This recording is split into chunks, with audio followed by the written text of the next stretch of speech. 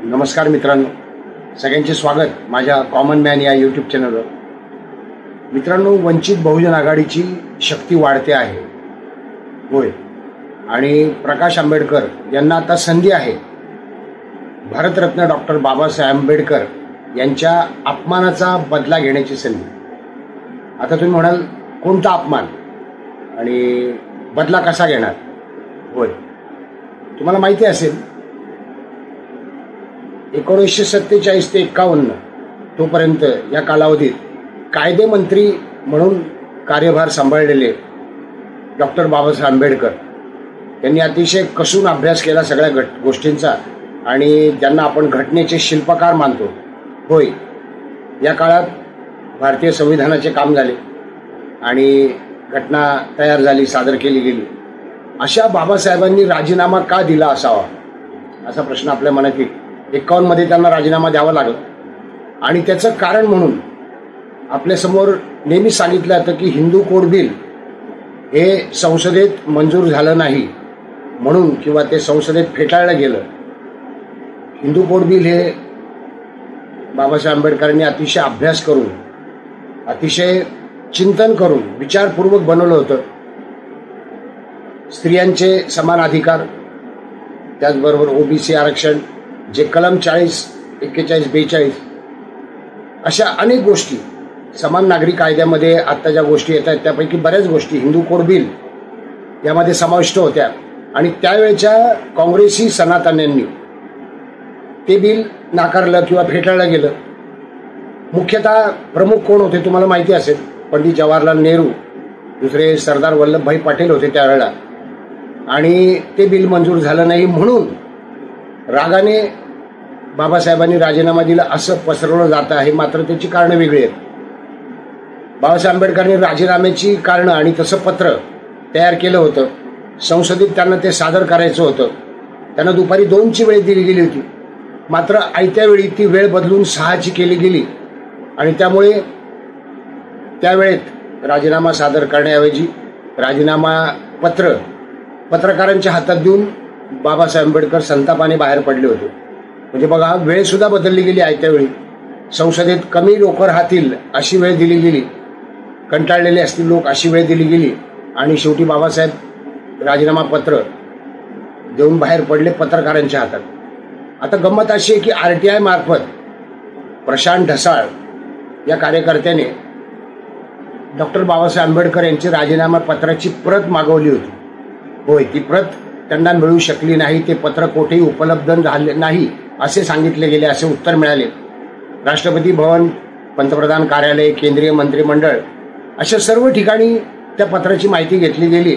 आणि एक मोठा दुर्दैवी आश्चर्याचा धक्का होता की इतक्या महान माणसाचे राजीनामा पत्र कुठेच उपलब्ध नाही. ते गहाळ झालेले आहे. आणि कोणी गहाळ केले? साधी गोष्ट आहे, काँग्रेसच्या काळात ते गहाळ झालेलं आहे. त्यानंतर 51 साली, 54 साली दोन्ही वेळा काँग्रेसने ठरवून भारतरत्न डॉक्टर बाबासाहेब आंबेडकर, भारतरत्न म्हणतोय मी आत्ता, पण त्यावेळी ते एक कायदे पंडित आणि विद्वान, घटनेचे शिल्पकार बाबासाहेब आंबेडकर होते, आणि त्यांचा काँग्रेसने अपमान केला. त्यांना 2 वेळा ठरवून निवडणुकीत पाडलंय. तोच प्रकार, होय, बाबासाहेबांना निवडणुकीत पाडण्याचाच प्रकार प्रकाश आंबेडकर यांच्या बाबतीत देखील झालाय. आता तुम्हाला माहितीच असेल, लोकसभेच्या निवडणुकीमध्ये खरं तर शिवसेनेचा हात धरला होता किंवा शिवसेनेला आधार दिला होता. म्हणून शिवसेना म्हणजे कोण? उद्धव बाळासाहेब ठाकरे यांची शिवसेना फुटल्यानंतर त्यांना प्रकाश आंबेडकरांनी आधार दिला होता, आधार होता. पण या आधाराला न जागता हा एक प्रकारचा विश्वासघातच म्हणेन मी, की प्रकाश आंबेडकरांची बाजू लावून धरली गेली नाही आणि त्यांना आघाडीत प्रवेश मिळाला नाही. संजय राऊत मीडियामध्ये येऊन खोट्या बातम्या देत गेले की होय 7 जागा देतोय, 9 जागा देतोय. अशा पद्धतीने प्रकाश आंबेडकरच नाकारता आहेत आणि त्यांनाच आघाडी सोडायची आहे असं वातावरण तयार केलं गेलं. इकडे काँग्रेस आणि राष्ट्रवादी होय बघू असं करून प्रकाश आंबेडकर यांचा प्रस्ताव नाकारत गेले, टाळत गेले. आणि शेवटी तुम्हाला माहिती, लोकसभेच्या अकोलेच्या जागेवर प्रकाश आंबेडकर यांच्या विरोधी काँग्रेसने उमेदवार दिला आणि त्यांना पाडलं. हेच घडलं होतं. होय, हेच घडलं होतं भारतरत्न डॉक्टर बाबासाहेब आंबेडकर यांच्या बाबत. भारतरत्न हा पुरस्कार देखील काँग्रेसने त्यांना कधीच दिला नाही. काँग्रेसने स्वतःला पुरस्कार घेतले, स्वतःच्या नेत्यांना पुरस्कार घेतले, पण आज संविधानाच्या नावाने संविधान खतरे में म्हणून बोंबा ठोकणारे काँग्रेसी त्यावेळी डॉक्टर बाबासाहेब आंबेडकर यांना भारतरत्न देऊ शकले नव्हते. व्ही.पी. सिंग सरकारच्या काळात ते मिळालेले. तर अशा अपमानाचा बदला म्हणजे बाबासाहेबांच्या अपमानाचा पण, त्याचप्रमाणे प्रकाश आंबेडकर यांचा स्वतःचा देखील अपमान झालेला आहे. प्रकाश आंबेडकर यांनी संसदेत जाऊ नये अशी अनेकांची इच्छा होती आणि त्यापोटीच आघाडीमध्ये त्यांना प्रवेश देण्यासाठी टाळाटाळ करण्यात आली. जागांवरून बोलणी लांबवण्यात आली आणि ही बोलणी लांबत असताना असाच गैरसमज प्रसरत गेला की प्रकाश आंबेडकर हे आडमुठेपणा करतायत, त्यांनाच आघाडी करायची नाही म्हणून मुद्दाम ते काही स्टान्स घेत आहेत किंवा काही भूमिका घेत आहेत ज्या आघाडीच्या पथ्यावर नाही आहेत किंवा जागा वाटपावरून प्रकाश आंबेडकर हट्टीपणा करतायत अशी मुद्दाम मीडियात बातम्या पेरल्यात आल्या. त्याच्यात कोण कोण प्रमुख होते मी तर संजय राऊतच सांगेन. आणि शेवटी काय घडलं तुम्हाला माहिती आहे. आत्ता नुकतंच कालचीच बातमी की केंद्र सरकारने म्हणजे नरेंद्र मोदी यांच्या सरकारने लॅटरल एंट्रीचा कायदा मागे घेतला. कायदा किंवा लॅटरल एंट्रीचा प्रस्ताव आणि त्या जागे 40 जागांवर डायरेक्ट भरती केली जाणार होती वरिष्ठ पदांवर. आणि UPSC मार्फत जे IPS झालेले आहेत त्यांना नियुक्त करण्याऐवजी त्या त्या क्षेत्रातील तज्ज्ञांना त्या जागेवर नियुक्ती देण्याचा प्रस्ताव होता. तशी सूचना दिली गेली होती, तशी भरती होणार होती आणि आता नरेंद्र मोदी यांनी तो प्रस्ताव मागे घेतला आहे. खरं तर 2005 मध्येच काँग्रेसने लॅटरल एंट्री बाबत प्रस्ताव आणला होता, नंतर 2010 मध्ये देखील आणला होता आणि दोन्ही वेळा तो फेटाळला गेलेला आहे. 2018 मध्ये पुन्हा आणि आत्ता पुन्हा 2024 मध्ये. प्रकाश आंबेडकरांनी एक वक्तव्य केलेलं तुमच्या लक्षात असेल.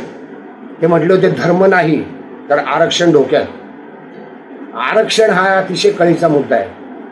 म्हणजे आरक्षण डोक्यात असा प्रचार करून बिहारमध्ये देखील लालू प्रसाद यादव यांनी भारतीय जनता पार्टी आणि नितीश कुमार यांची सत्ता उलटवली होती. भारतीय जनता पार्टीची सत्ता येऊ दिली नव्हती. तर आरक्षण डोक्यात आत्ता देखील तोच मुद्दा होता आणि त्यामुळेच लोकसभेत काँग्रेसला ज्या काही वाढीव जागा मिळाल्या आहेत त्या त्याच मुद्द्यामुळे. म्हणजे बघा काँग्रेस किती दुटप्पी आहे.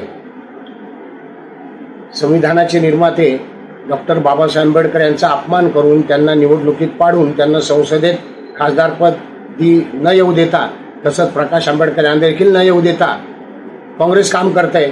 आणि पुन्हा त्यांनीच दिलेल्या आरक्षणाबाबत आरक्षण डोक्यात असा मुद्दा घेऊन प्रचार करत आहे. संविधान राहुल गांधी हातात घेऊन दाखवत आहेत संसदेमध्ये. यांना संविधानाची किती चाड आहे ते तुमच्या लक्षात येईल. लॅटरल एंट्रीचा मुद्दा जरी 2005 साली आला होता, फेटाळला गेला, 2010 साली आला होता, फेटाळला गेला, तरी देखील तुम्हाला माहीत असेल की माजी पंतप्रधान मनमोहन सिंह हे देखील लॅटरल एंट्रीनेच अर्थमंत्र्यांचे प्रमुख सल्लागार बनले होते आणि त्यानंतर ते पंतप्रधान झाले. विमल जालान, रघुराम राजन हे देखील लॅटरल एंट्रीचाच नमुना आहे. म्हणजे काँग्रेसने प्रत्यक्ष नाही पण अप्रत्यक्ष पद्धतीने लॅटरल एंट्री दिली होती. आरक्षण मागे ठेवून म्हणजे UPSC मार्फत निवडून येऊन आरक्षित पद्धतीने ती पदे भरण्याऐवजी लॅटरल एंट्री दिली गेली होती आणि तोच प्रस्ताव आता नरेंद्र मोदींनी पुन्हा आणला होता पण मागे घेतला. याचं कारण आहे बरं का, महाराष्ट्रातल्या निवडणुका धर्म नाही तर आरक्षण डोक्यात हे जे विधान प्रकाश आंबेडकर यांनी केलं त्यावरून केंद्र सरकार जागं झालं. त्यांच्या लक्षात आलं की महाराष्ट्रात आता निवडणुका आहेत आणि हा लॅटरल एंट्रीचा मुद्दा ज्यामध्ये 12 आरक्षित जागांचं नुकसान होणार होतं. 12 आरक्षित जागा बघा मोठ्या होत्या.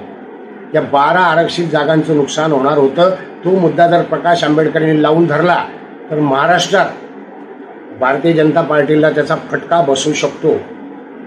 नरेंद्र मोदी अतिशय हुशार आहेत आणि त्या हेतूनेच केंद्रात तर विरोध झालाच आहे पण सध्या निवडणूक मुख्यतः महाराष्ट्रात आहे आणि या लॅटरल एंट्रीचा मुद्दा जर आरक्षण पुन्हा एकदा धोक्यात असा नारा दिला गेला तर हा मुद्दा नक्कीच नुकसान पोहोचेल. म्हणून ते मागे घेतले गेले. म्हणजे प्रकाश आंबेडकर यांचं याच्यात मोठं योगदान आहे.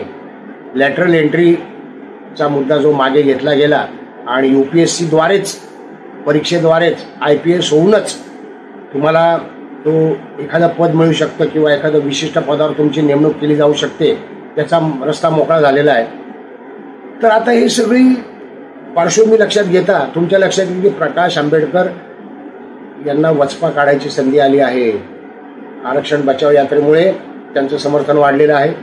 कालचीच नागपुरातली घटना आहे की सर्व आदिवासी संघटनांनी देशभरच्या प्रकाश आंबेडकर यांच्या वंचितला पाठिंबा देण्याचं ठरवलं आहे.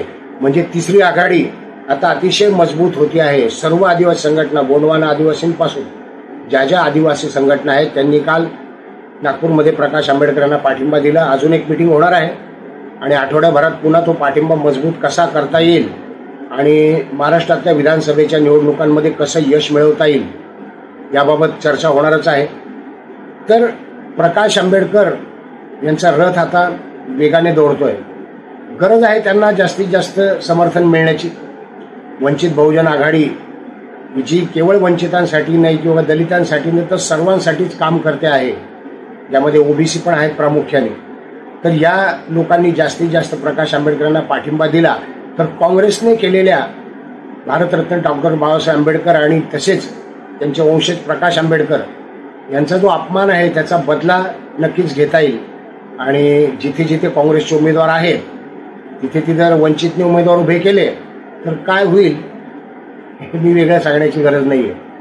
बघूयात. प्रकाश आंबेडकर त्या उद्देशानेच आता पुढे जात आहेत आणि त्यांचे हात बळकट करण्याची गरज आहे. व्हिडिओ आवडला असेल तर लाईक करा, शेअर करा, सबस्क्राईब करा. सूचनांद्वारे, कॉमेंट्सद्वारे स्वागत आहे. धन्यवाद.